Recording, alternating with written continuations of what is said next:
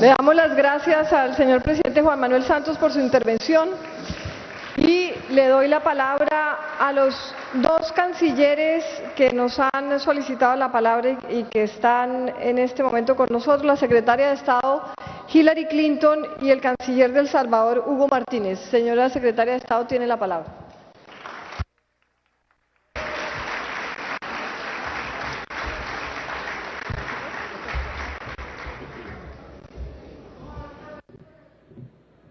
Good afternoon. It is wonderful to be here for this social forum, and I want to thank President Santos for that excellent speech that covered so many of the important issues that are facing the Americas. And I also wish to thank Maria Angela for the excellent work and the great collegiality as a foreign minister, and all of my colleagues as foreign ministers, and a special warm welcome to President Morales. He and I were born on the same day, and I am delighted that he is here to give the closing address. I think we just heard a comprehensive review of many of the issues that are confronting us in this hemisphere. What I'm excited about is the progress we are making and the vision that we have that will drive that progress further.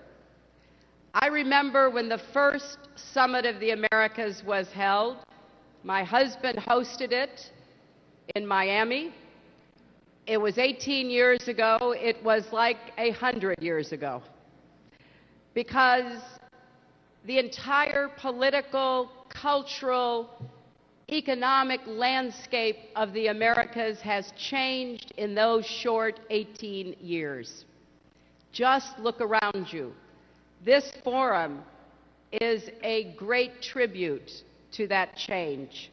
When I think of the challenges that we face, how to strengthen democracy and the rule of law, reduce crime and inequality, advance the lives of indigenous people, of women and girls, it is clear that government alone never could and never would do that without the strong support and partnership of civil society. I've often said that a democratic society is like a three-legged stool. One leg must be responsible, accountable government. The second leg must be a private sector that creates jobs and opportunities for people. And the third leg must be a robust civil society that speaks up on behalf of those who may not be able to speak for themselves, those living in poverty, those working without the protection of good conditions for their labor, those who are lacking social status or education. If one of those legs, government, economy, civil society, is too short or is cut off, the stool collapses. So the activists and the advocates that you have heard from have the most important voices at this summit. And when discrimination, poverty, inequality stifle those voices, then we need civil society more than ever. Now, I will certainly say that sometimes these conversations are not easy. Certainly change does not happen as quickly as many of us wish. But you can see the slow, steady movement here in this hemisphere. More people living under governments they have elected, more people breaking the bonds of extreme poverty, more people seeing their children be educated and attain positions in society that they could only have dreamed of. So the United States considers our partnerships with civil society critical. And we are actually running a dialogue with civil society around the world. We've also launched the Open Government Partnership, and on Tuesday I will join President Rousseff in Brasilia to host the next meeting of this partnership, which includes Colombia and 14 other countries in our hemisphere. We want all governments here but around the world to improve citizen security, to end impunity, to strengthen human rights, and expand economic opportunity. We are particularly focused on discrimination and intolerance. Now, these are issues my own country has certainly addressed. And when I came in, I heard someone talking about the Afro-Latino. Well, we now have an Afro-American president, and we've seen what that symbolizes.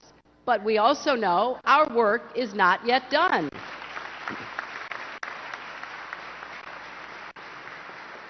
So we are partnering with countries like Colombia and Brazil to try to eliminate racial and ethnic discrimination and promote equality.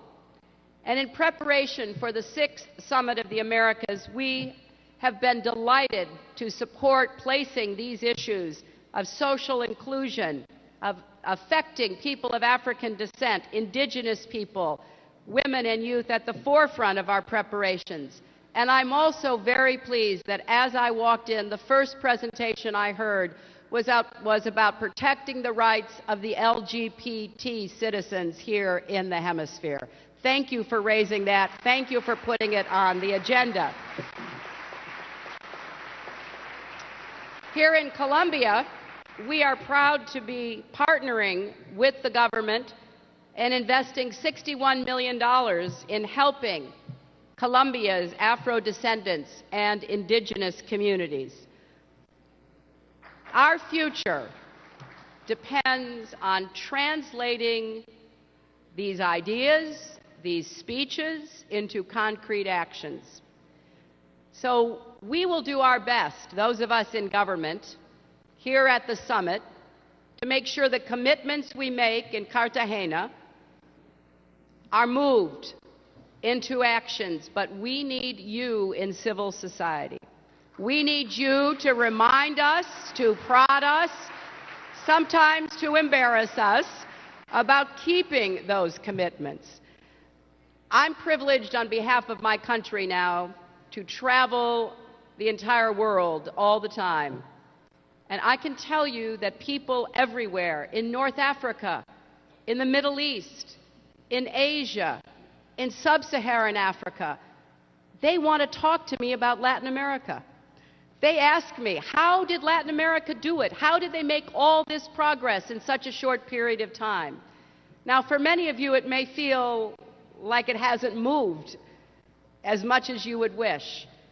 But if you take a step back and look at what has been accomplished in the last 18, 20 years, consolidating democracy, improving economic opportunity, putting issues of discrimination and exclusion at the center of social discourse and government action, there is a lot that we can say we have accomplished. But we cannot be satisfied, and we must continue to work toward that day when every single child born in this hemisphere, no matter who his or her parents may be, no matter where he or she may be born, that every single boy and girl has the opportunity and the right to live up to his or her God-given potential. That must be our goal, and we will work with you to achieve it. Thank you very much.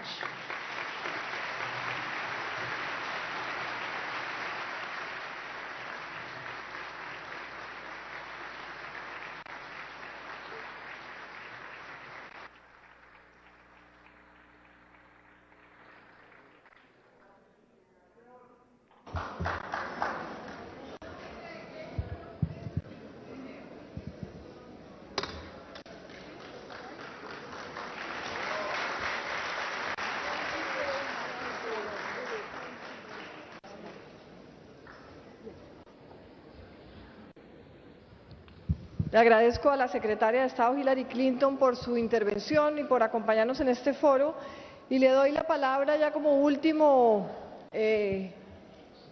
último canciller que va a intervenir, y le voy a pedir ese acorto que tenemos al presidente Evo Morales hace bastante tiempo y siento ya vergüenza con él de tenerlo, es el canciller Hugo Martínez de El Salvador. Canciller, tiene la palabra. Muchas gracias. Muy buenas tardes, señor presidente Morales, señora María Ángela Holguín, ministra de Relaciones Exteriores, estimados cancilleres, estimados representantes, estimadas representantes de los actores sociales. Son mis primeras palabras para expresarle nuestra complacencia, señora presidenta, por encontrarnos en tierra caribeña de Colombia, participando en el presente diálogo entre gobiernos y actores sociales de la Sexta Cumbre de las Américas. Hemos escuchado y ponderado los planteamientos formulados por los representantes de la sociedad civil, juventud, afrodescendientes, pueblos indígenas y trabajadores. La delegación de El Salvador valora los comentarios y propuestas de los actores sociales, al igual que ha tenido muy presente las recomendaciones que formulan a efecto de contribuir a las negociaciones de los ejes temáticos que nuestros equipos han negociado bajo la efectiva conducción de la Cancillería colombiana. Este diálogo es la culminación del proceso de consultas, ciertamente, pero a la vez para nosotros es un punto de partida y relanzamiento de la colaboración mutua en función de la implementación de los acuerdos que los mandatarios adopten. De hecho, para nosotros el seguimiento de los acuerdos es el punto fundamental para que estos esfuerzos que estamos realizando contribuyan a resolver los grandes problemas de nuestros pueblos. Por esa razón, El Salvador da la bienvenida a los aportes de los sectores sociales con los que, como es natural, coincidimos en diferentes grados. Consideramos que el diálogo ha de continuar en nuestros propios países con los actores sociales de cada uno de ellos como señal de coherencia y como un homenaje a los aportes que ustedes han realizado este día en esta cumbre. Muchísimas gracias. Feliz tarde.